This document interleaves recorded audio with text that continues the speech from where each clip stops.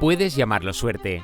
No te encuentras entre el 10% de la población mundial que vive en situación de extrema pobreza. 30 millones de niños y niñas crecen pobres. Con menos de $2,15 al día. En 2015, la ONU aprobó una Agenda para el Desarrollo Sostenible que incluye 17 ODS.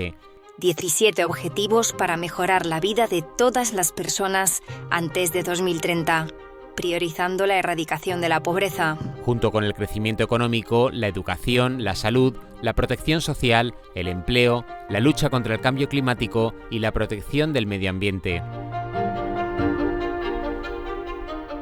La ingeniería lleva la optimización de recursos en su ADN.